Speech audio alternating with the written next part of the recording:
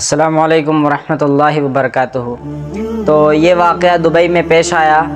Dubai کے ایک نوجوان شخص کا واقعہ ہے یہ کہ ہمارا جیسے ایک فرینڈ سرکل ہے، ہمارا جیسے ایک دوستوں کا پورا سرکل ہے، تو ویسے ہی اس شخص کا بھی وہ ایک نوجوان لڑکا تھا 22 سال کا، اس کا ایک پورا گروپ تھا، پورا ایک سرکل تھا، اور وہ اس میں رہا کرتے تھے جیسے عام دوست رہتے ہیں، ساتھ میں عام فرینڈس رہتے ہیں۔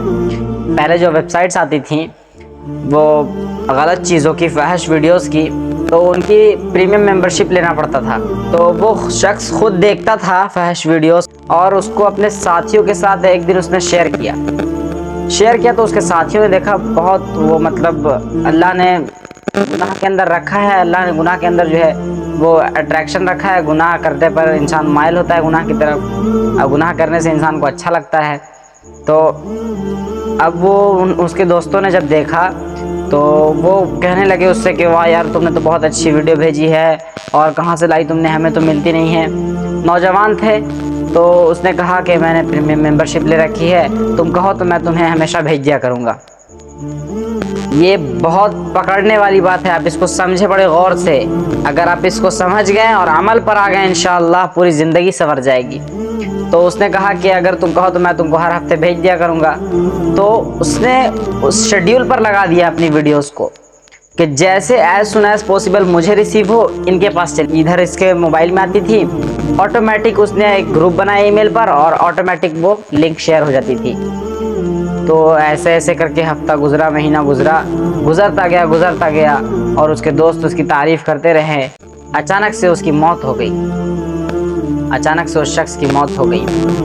جو اس کے دوست تھے بہت ساروں کو صدمہ لگا، بہت ساروں کو برا لگا، اور بہت ساروں کی روح کانپ گئی کہ جوانی میں انتقال ہو گیا اس کا۔ یہ لوگ شیخ کے پاس گئے، شیخ سے باتیں بتائی کہ انتقال ہو گیا ہے، جنازہ پڑھا دیں۔ جنازہ وغیرہ ہوا، کچھ دن لوگ صدمے میں رہے، پھر سب ختم ہو گیا۔ 2-4 دن گزرے، ہفتہ گزرا، تو جیسے ہی ایک ہفتہ ہوا تو جیسا کہ اس نے شیڈیول میں لگا رکھا تھا، ان لوگوں کو ویڈیوز ایکسیپٹ ہوئی اس کے ای میل سے۔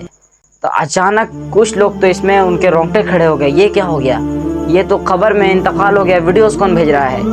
تب ان میں سے ایک شخص نے بتایا، ان کے دوست نے بتایا کہ اس نے شیڈیول پر لگا دیا تھا کہ جیسے اس سے جتنا جلدی اسے اگر ایکسیپٹ ہوگی یہ آٹومیٹک لنک پر شیئر ہو جائے گی۔ تو یہ اس نے ایسا لگا کر رکھا تھا کہ ایز سون ایز پاسبل مجھے ایکسیپٹ ہو تو ترنت ان کے ای میل پر چلا جائے۔ اب کچھ لوگ تو ڈر گئے بہت، اور کچھ لوگ جو ہے دیکھتے رہے، اور جو لوگ ڈر گئے تھے وہ شیخ کے پاس گئے، شیخ سے بات کیا کہ دیکھیں ایسے ایسے ہو رہا ہے، اس کا تو انتقال ہو گیا ہے، ویڈیوز آ رہی ہیں۔ شیخ نے کہا کہ میں اس میں کیا کروں گا، جاؤ کسی ہیکر سے ملو، کسی سافٹ ویئر ڈیولپر سے ملو، وہ شاید اس کو ٹھیک کر دے۔ تو یہ لوگ لگے رہے، حتیٰ کہ ان لوگوں کو کچھ کام نہ آئے، یہ لوگ کچھ نہ کر سکے اس کا، اور وہ ویڈیوز آتی رہی۔ کچھ دن تک کچھ لوگوں نے تو پرہیز کیا کہ ہم نہیں دیکھیں گے، مگر پھر کچھ دن کے بعد وہ بھی جو ہے اس پر مائل ہو گئے اور اس کو دیکھنے لگے۔ اب آپ سوچے کوئی بندہ قبر میں سویا ہے، اور وہ سوچے آپ وہ اس طرح کی ویڈیوز اس کے ذریعے سے ان لوگوں تک پہنچ رہی ہے، آپ قبر میں اس کے کیا عمل جاتا ہوگا آپ بخوبی جانتے ہیں اس کے بارے میں۔ سمجھے، یہی ہے گناہ جاریہ کہ ہم تو انسٹاگرام پر، فیس بک پر، یوٹیوب پر ترنت جو کوئی چیز ہمیں بس، چاہے اس میں کتنی بھی گالیاں ہوں، چاہے اس میں کتنی بھی بری ویڈیو ہو، چاہے اس میں کتنی بھی جو بے حیائی ہو، ہم اپنے دوست کو بھیج دیتے ہیں۔ اس بات کا خیال اور گمان تک نہیں آتا ہمیں کہ اس میں کیا تھا، اس ویڈیو میں کیا تھا، اور اس ویڈیو میں کیا باتیں ہوئی، اس میں کوئی گناہ تو نہیں۔ ایسے ہی اسی کا الٹا آپ سمجھیں، جب کوئی بندہ حدیث شیئر کرتا ہے، یہ انٹرنیٹ جو ہے جاریہ ہی بن سکتا ہے، اور یہ ثواب جاریہ ہی بن سکتا ہے، لیکن اگر ہم اس کا صحیح استعمال کریں گے تب یہ ثواب جاریہ بنے گا، اگر غلط استعمال کریں گے گناہ جاریہ بن جائے گا۔ گانا، فحش ویڈیوز، فحش باتیں، گالیاں ہم شیئر کریں گے تو اس میں ہمارا حصہ ہوگا، اور جب تک وہ شیئر ہوتی رہے گی آپ سمجھیے تب تک ہم گناہ جاریہ میں پھنسے رہیں گے۔